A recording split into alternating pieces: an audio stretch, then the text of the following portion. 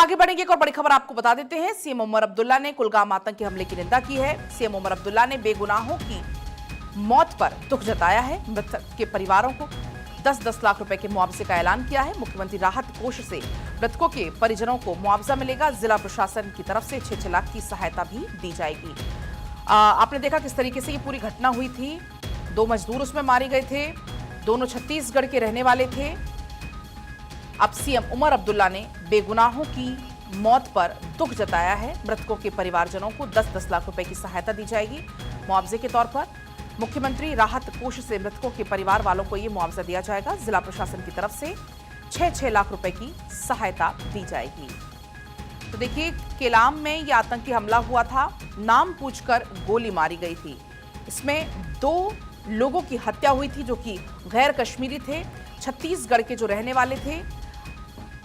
Search operation हालांकि अभी लगातार जारी है। पहलगाम जैसा ही यह हमला हुआ था। आपको याद होगा पहलगाम में किस तरीके से धर्म के नाम पर उनको मौत के घाट उतार दिया गया था। धर्म पूछ पूछ कर गोली मारी थी और कुछ वैसा ही पैटर्न यहां पर भी देखने को मिला। लश्कर का टीआरएफ ग्रुप जिसने इस हमले की जिम्मेदारी ली है। तो दोनों ही मजदूर जो गैर कश्मीरी थे, जो छत्तीसगढ़ के रहने वाले थे। ये आपको हम कुछ तस्वीरें भी दिखा रहे हैं, आप देख पाएंगे यहां पर। सर्च ऑपरेशन हालांकि अभी भी जारी है। कुछ तस्वीरें उस दौरान की हैं जब घायल मजदूरों को लाया गया था।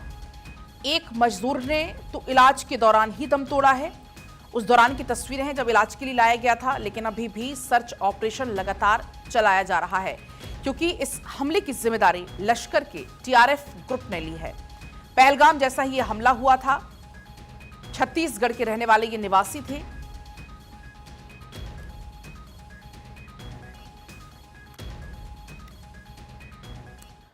और इसी बीच अपडेट यह है, जम्मू कश्मीर से ही उपराज्यपाल मनोज सिन्हा ने एक बैठक बुलाई है।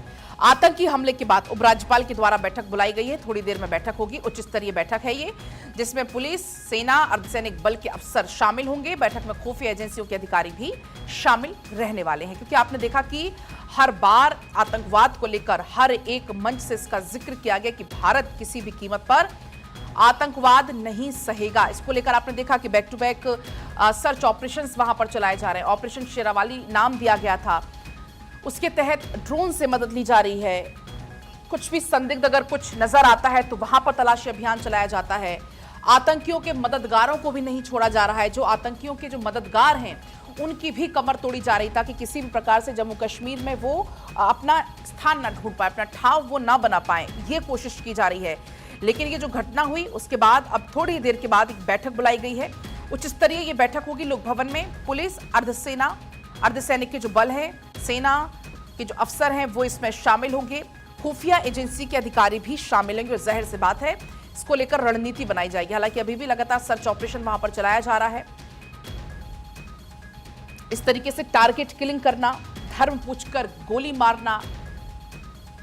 आपको याद होगा बाइसन घाटी पर जो घटना घटी थी, जिस पैटर्न पर वो घटना घटी थी वैसी ही पैटर्न पर फिर यहां पर कुलगाम को दहलाने की कोशिश की गई। आकिब इस बीच जुड़ चुके हैं मेरे साथ।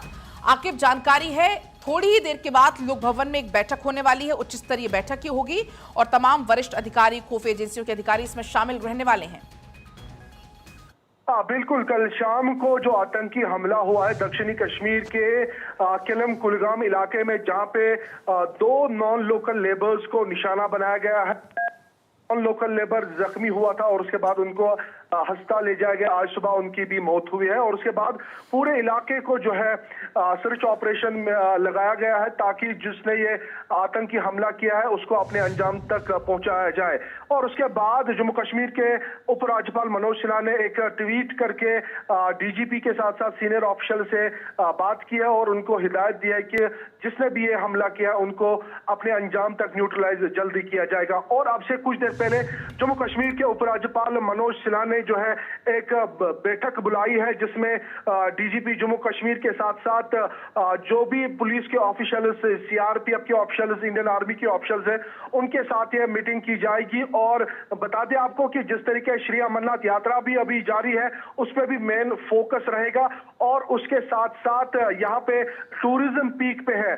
और इस टूरिज्म सीजन में, क्योंकि टूरिज्म बैकबोन माना जाता है जम्मू कश्मीर का, और इस पीक सीजन में आतंकी हमले होना और टारगेट सिलेक्टेड किलिंग होना, ये एक गलत इमेज जो है जम्मू कश्मीर की बाहर जा रही है।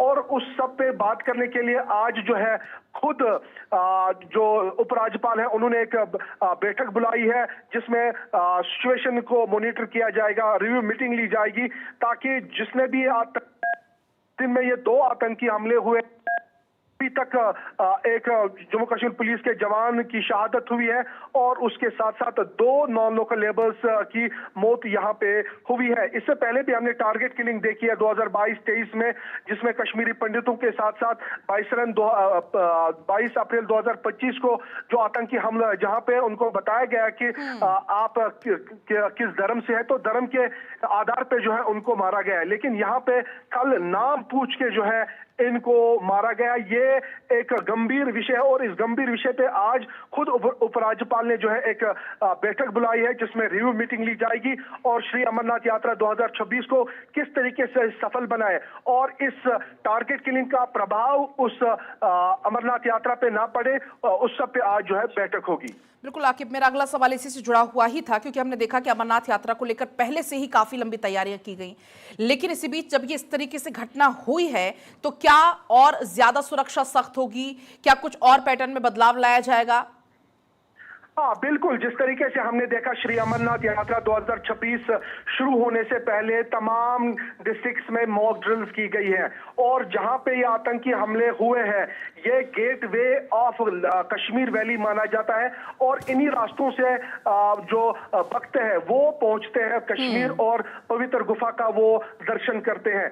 और जिस तरीके से अब आतंकी हमले हुए हैं, जाहिर सी बात है सिक्योरिटी में और भी इजाफा किया जाएगा। बिल्कुल आकिब, थोड़ी देर के बाद चूंकि ये बैठक शुरू होगी, नजर आप रखिएगा। फिलहाल बहुत शुक्रिया पूरी जानकारी के लिए।